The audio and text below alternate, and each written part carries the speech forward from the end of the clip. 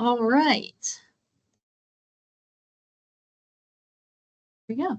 All right, and so here is just a little snapshot with some important information regarding 5310 funds. MORPC provides capital and operating grants to help meet the mobility and transit-related needs of seniors and individuals with disabilities when public transportation is insufficient, inappropriate, or unavailable.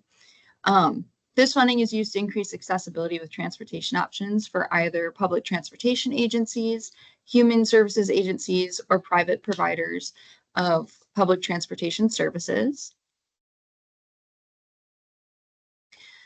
Again, the purpose of these funds is to enhance mobility of older adults and individuals with disabilities. This is done by meeting the needs of those that depend on transit, exceeding ADA requirements, improving access to fixed route transit services, as well as alternatives to public transportation. Also, individuals with disabilities can be any age with any disability as defined by the federal government, which includes those deaf and blind, intellectual disabilities, as well as orthopedic impairment.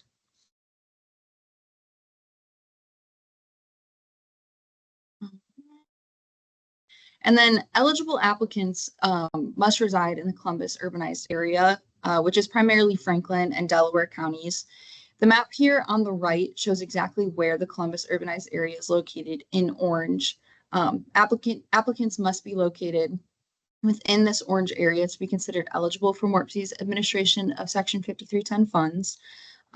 Applicants must also meet the federal definition of either a private nonprofit organization, state and local government authorities, public or private operators of public transportation services. And my contact information will be included at the end of these slides. If you have any questions about your eligibility, please don't hesitate to call or email me with those questions. And so when it comes to the projects, the eligible projects that are funded through the Section 5310 program, these include both traditional and non-traditional projects. Traditional projects make up about 55% of the awarded projects and includes things like van and bus purchases, the installation of wheelchair lifts, ramps, and securement devices in vehicles, mobility management programs, preventive maintenance, and everything else that is listed on this screen. And then those non-traditional projects make up about 45% of the awarded projects through 5310 funding. That includes travel training, building an accessible path to a bus stop, either by curb cuts, sidewalks, signages, improving signage, and mobility management programs. And so here's a list of the awarded projects from this past funding cycle, 2024. I won't go through and read each of these word for word, but again, these slides will be available online on the Section 5310 webpage if you did want to review these. But here's just a quick example of who has applied in the past and those projects that were awarded. And then getting into the federal funding stipulations, the slide shows the 20% and 80% match for each project. So for each of these project types, 80% of the cost is covered by 5310 funds, and the remaining 20% will require a local match. This is for those non-vehicle awards and vehicle awards. So for non-vehicle projects, the subrecipient would actually incur that costs and then invoice MORPC. Once that invoice is processed, MORPC will reimburse the subrecipient the 80% portion of the total project cost. For vehicle purchases, MORPC will actually collect that 20% local match from the subrecipient. And then on our side, we will place the order for the vehicle and take over ordering, paying, and make sure that vehicle gets delivered to the subrecipients. And then so when it comes to local match sources, that can include state or local funds, non-DOT federal funds, dedicated tax revenues, private donations, revenue from human service contracts, or net income generated from advertising. Also, to receive Section 5310 funding, the subrecipient must comply with all other federal requirements. And though some of those are listed here on the slide, as well as all other federal requirements.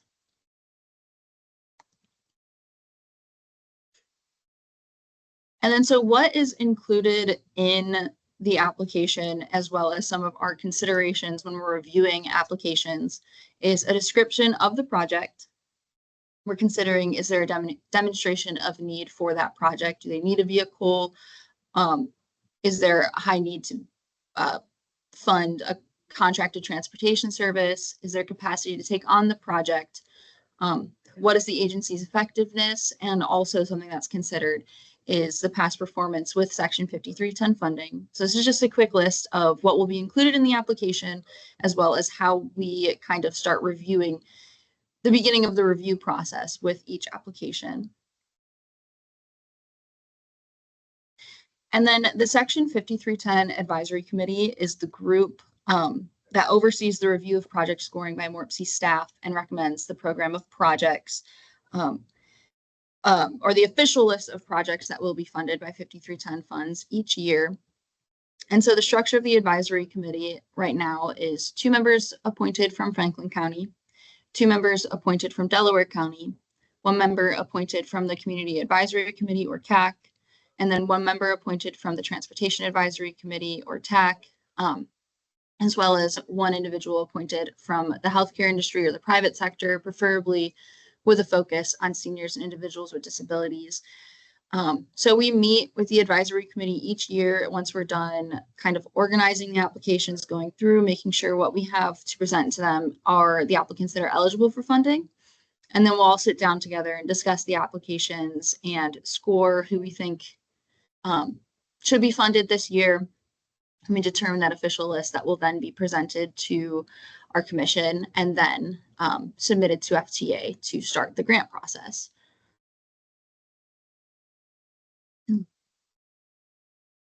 And then this slide just kind of lists all of the Title VI plan requirements.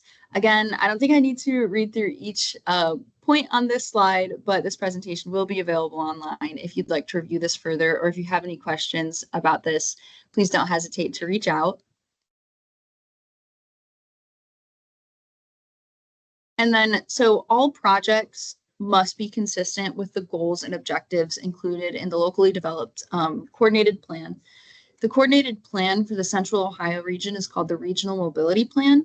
Here's a link that will take you directly to that document if you'd like to review it further. Also included on this slide are the goals of the Delaware and Franklin County Plan. Again, projects funded from 5310 funds are in the Columbus urbanized area, which is mainly Delaware and Franklin counties. So I just wanted to highlight these goals. Goal 1, expand services for disadvantaged populations. Goal 2, encourage flexible policies to improve transit accessibility. And Goal 3, increase awareness of programs and services. And so Franklin and Delaware counties are included in the ODOT Human Services Transportation Coordination Region 6. Each of the 9 counties on the right are included in Region 6, which incorporates Franklin and Delaware County. These are all the counties included in the Regional Mobility Plan as well. And so the Regional Mobility Plan as a whole details the goals and strategies for improving transportation and addressing gaps and unmet needs within the region. Included on this slide are those regional goals that are encompassed in the Regional Mobility Plan. Goal 1, maintain and improve a level of service. Goal 2, encourage stakeholder and public support for transit. And then Goal 3, improve awareness of transportation options. And then for this slide, I wanted to touch on this semi-annual reporting requirements. All subrecipients with 5310 funded vehicles must comply with the semi-annual reporting requirements. And so twice a year, we'll reach out, give a reminder to everybody that we have on file that has a Section 5310 funded vehicle to please fill out the vehicle monitoring reports. The vehicle monitoring report form is also linked on this slide if you'd like to use that link to navigate to the vehicle monitoring reports in the future, or if you'd like to take a look at them at any time. And so the first report period was back in July, at the end of July. And so many of you on this call probably heard from me giving you a little reminder, hey, can you please fill out this form? And so I will be reaching out again at the end of January to fill out those forms. And so those are for any any MORPC Section 5310 funded vehicles. This just helps us to keep track of the age of those vehicles, the miles on those vehicles, who may be eligible for disposition, and also the maintenance of the vehicles as well, what state they're in. All right, and then for our technical assistance reviews will be randomly assigned for all subrecipients every 3 years. MORPC will be utilizing the ODOT format, which includes both an electronic submission and a site visit. Also, after site visits are completed, we will set up a review for the subrecipient to go over any concerns with the program. Also, I wanted to mention that our transit asset management plan will be updated every 3 years. We're actually working on updating that this year, which I think will be ready in either June or October of 2026, but that will be updated this year.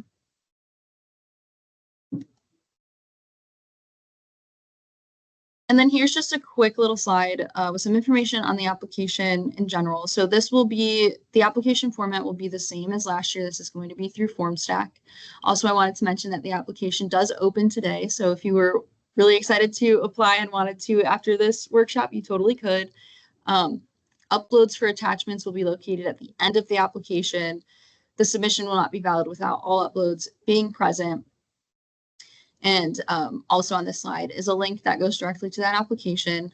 At the end of this presentation, I'll take a few minutes to navigate to the application and show you guys where to download the supporting documents that will need to be attached at the end of the application with all of the appendices and everything that needs to be included. And so I'll also touch on this in a little more detail in just a little bit. I just have a few more slides here. And so here is a little snapshot of the 2025 funding availability. We were awarded about $1.7 million in funds for 5310 this year, which is really exciting. Very similar to last year, I think a slight increase from last year. After that 10% administration cost, the total application funds available for subrecipients or for projects is about $1.6 million. And then here's the timeline that we're looking at for this funding cycle. Back September 10th, a few weeks ago, the funding cycle and workshop was announced. And then today is our workshop that we're having, and the application portal opens. That application portal will be open for 1 month. So that will close on October 24th, which I believe is a Friday, and will be due at 5 p.m. After the application closes, we'll immediately start reviewing and organizing the applications to present to the advisory committee to start that discussion and complete the project scoring. And then in December is when we plan on doing the TIP amendment approval at our commission meeting. And then in January, we'll do the STIP amendment approval and receive approval from FTA. And then we anticipate in February of 2026 submitting that grant and finalizing funding agreements. All right, and I know that that was a lot of information all at once, but that completes my slides that I had for you guys today. And I just wanted to, before we get into more information on the application and showing you guys that, I just wanted to take a second and see if anybody had any questions that we wanted to run through really quick. Could you go back to the last slide? I just missed, I was getting ready to write some stuff down that had the dates on it. Yeah, sorry, thank you. I did have one question. Oh, sorry, yeah. You can guess. Oh, no, that's it. I was just going to mention again that these will be available online too. If there was anything that somebody missed or wanted to go back and review later. But yeah, what was your question? So for the match, I see under the supporting documents for the sample resolution, there's a line in there that says for planning, for capital planning projects, it's a 20% match. And then for operating, it's a 50% match. So if we were potentially going to try and apply these funds to like having, let's say, like a vendor come in and provide shuttle services, would that fall under the 20% or the 50% category? That would fall under the 20% category. It sounds like it would be a contracted transportation project is what it sounds like. And so that would be 20% as well. Okay, cool. That's good to hear. Yeah, of course. And I can take any other questions if there were any. And going back to that last slide, when do you anticipate notifying awardees in the process? Yeah, so in the past, we have sent out approval letters, and those usually go out before the contracts. And so those approval letters I'll anticipate going out probably, I would say either the end of December or early January. Okay. Once we know, or I should say in February, once we get that grant submitted and everything is finalized with FTA and we know that we're ready to finalize those contracts and start drawing down funds is when we'll send out the approvals, which will be most likely in February. Okay, got it. Yeah, Thank sorry you. about that. That's okay. Hannah, can you ask for money for 2 different projects? Like, can we do some funds for a subrecipient and some to do our own transportation? Yeah. So in the past, we have had subrecipients request funds for both contracted transportation and preventive maintenance, or if they have 5310 vehicles or are purchasing a 5310 vehicle, they'll do that and preventive maintenance at the same time as well. And so you are allowed to request for 2 different projects if you wanted to.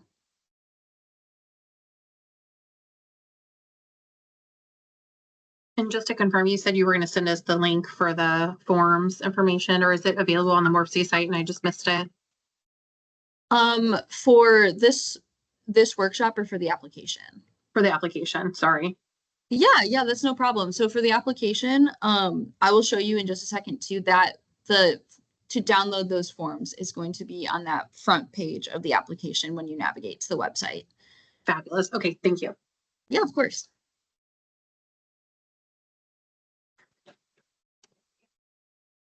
All right, and if that covers all of the questions, I'll go ahead and show you guys the application. Let me go back here.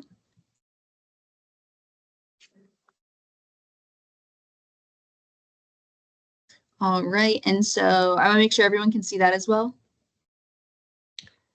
We still see the PowerPoint, Hannah. I'm sorry about that. No worries. Here.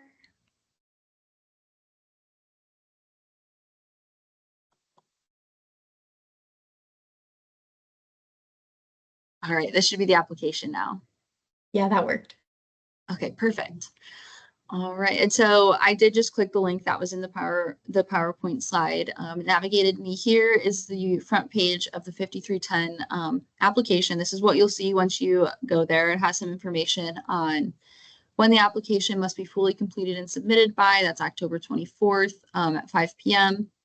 It goes into some detail about the funding availability. The funding sources available here. This is the amount that was awarded after that 10% administration cost. Explain some of the eligible project service areas. So this is all available to you once you navigate to the application. Also here, highlighted in yellow, is where you'll find the supporting documents package to download. When you download this package, all you have to do is click on it. Once you download this package, it'll bring up all the appendices that are included in the application. So those will be all the forms that will need to be filled out and submitted onto the application. Something that I wanted to mention about those forms is that something that I wanted to emphasize is that if you were to utilize the save and resume later option, don't attach any files until you're absolutely ready to submit your application. So right at the end, that save and resume later option doesn't support file attachments. And so that's something I wanted to make sure to mention. Also, in past application cycles, there have been instances where a file may be too large to attach to the form stack.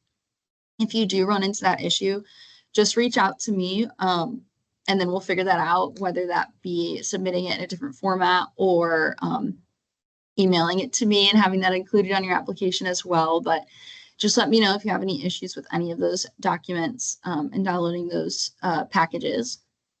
Also included in the supporting documents package are vehicle cost worksheets. If anybody has any issues or questions with those two while you're filling out your application, again, please feel free to reach out to me, either email me or call me, and I can help you work through those. But that is all included in that supporting documents package when you download it. And then, yeah, when you want to start the application, there's just a button down here, and then you'll be able to fill it out. I forget how many pages the application is, but I just wanted to make sure to show everybody where the supporting documents download was right here. I can also take any questions about the application if there are any that come up, or if you guys have any on mind right now.